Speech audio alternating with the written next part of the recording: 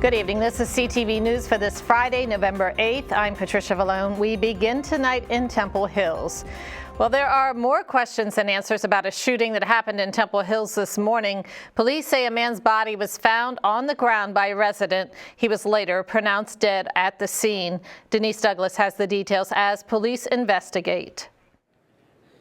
Police are still very much working this crime scene here. You can see behind me that there are several cop cars here on Bellbrook Court. In addition to that, officers have been going door to door talking to neighbors after a man was found shot here on the ground this morning. So far, here is what they tell us. Around 9 a.m., a man who lives here came outside to warm up his car. Police say that he noticed that a man was lying on the ground and called 911 for a welfare check. When officers arrived, they found that the person had been shot.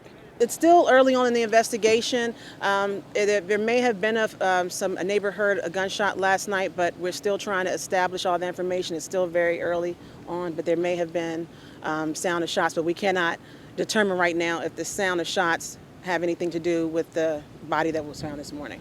Any age or whatever kind of information you might have on the person who was shot? No, we don't have that information right now. We tried to talk with a number of neighbors in this community, but no one wanted to be on camera. A few of them did tell us, though, that this is normally a very quiet community, and they were surprised about the shooting out here.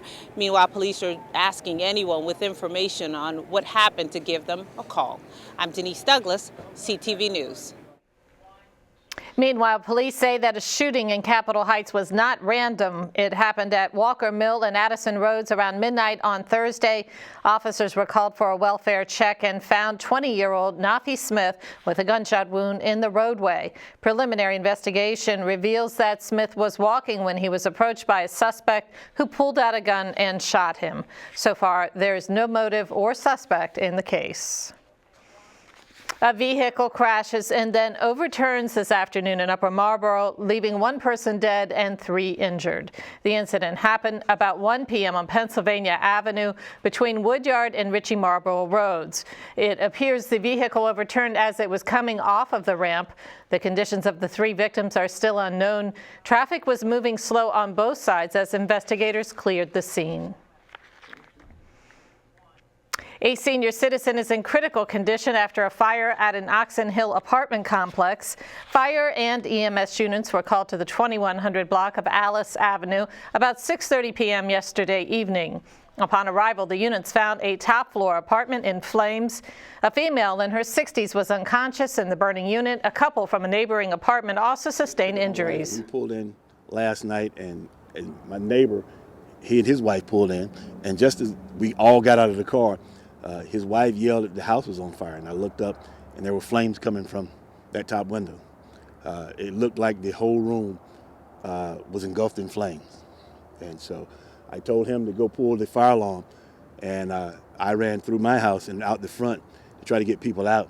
And me and another young man, I don't know where he came from, but he tried to break that front door to get in because the neighbor said there was a lady in there, but we couldn't get it open.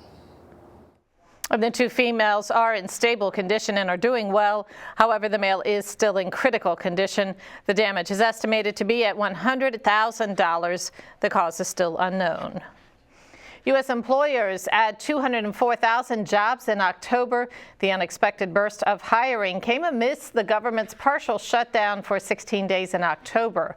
Meantime, the unemployment rate rose from 7.2 to 7.3% last month, most likely because furloughed federal workers were counted as unemployed. Employers also added 60,000 more jobs than previously estimated in September and October. And you are watching CTV News. I'm Patricia Vallone.